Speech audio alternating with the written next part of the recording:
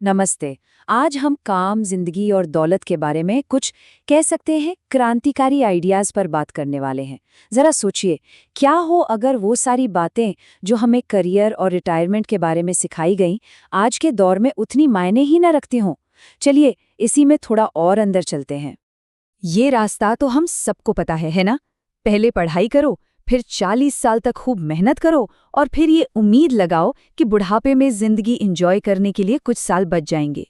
इसी को कहते हैं डेफर्ड लाइफ प्लान, मतलब अपनी जिंदगी को बाट के लिए टाल देना। और आज हम इसी मॉडल को चैलेंज करने वाले हैं। तो यही है सबसे बड़ा फर्क।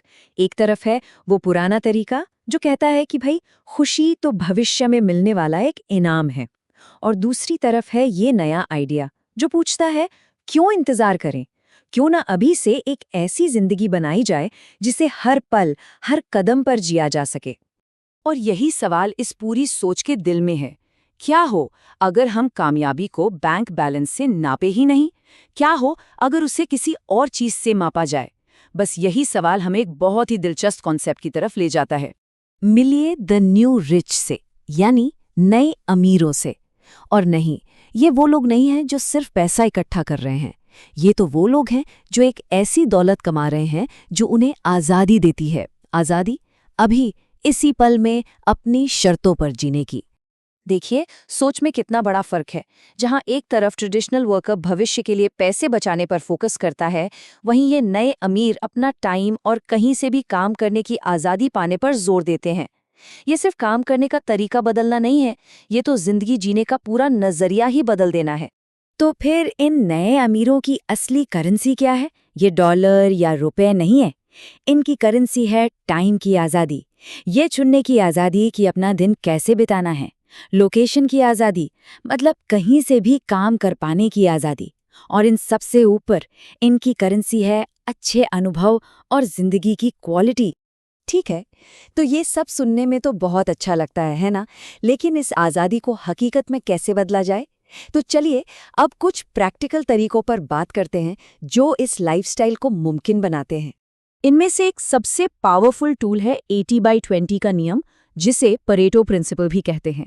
इसका सीधा सा मतलब है कि किसी भी स्किल में लगभग 80% जो रिजल्ट्स मिलते हैं वो सिर्फ 20% मेहनत से आते हैं। तो अगर कोई सिर्फ उन जरूरी 20% चीजों पर ध्यान दे तो वो किसी भी स्किल को नॉर्मल तरीकों से कहीं ज्यादा तेजी से सीख सकता है। लेकिन जाहिर है, इस रास्ते पर चलने से रोकने वाले कुछ डर भी तो होते हैं। फेल होने का डर, पैसों की चिंता और सबसे बड़ा डर, लोग क्या कहेंगे। यही वो असली रुकावटें हैं जो ज्यादातर लोगों को उसी पुराने रास्ते पर चलने के लिए मजबूर करती हैं। लेकिन सच तो ये है कि ये डर असलियत से कहीं ज्यादा हमारे दिमाग में बड़े होते हैं। ज्यादातर रिस्क उतने डरावने नहीं होते जितना हम उन्हें मान लेते हैं।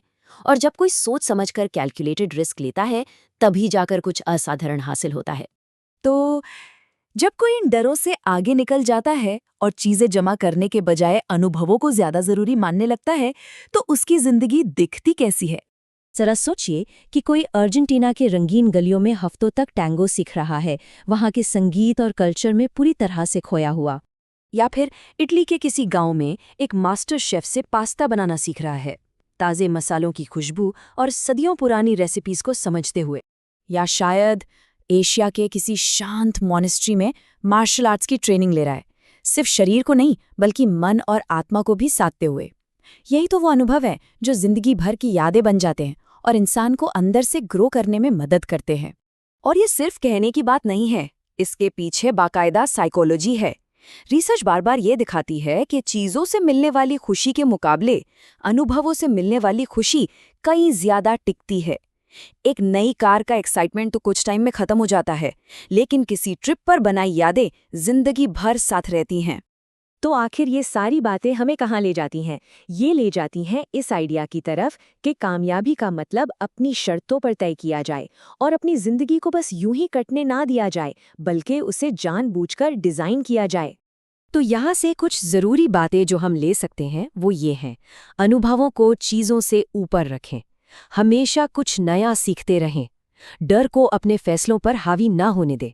और सबसे जरूरी बात, कामयाबी का क्या मतलब है ये कोई और नहीं बल्कि आप खुद तय करें।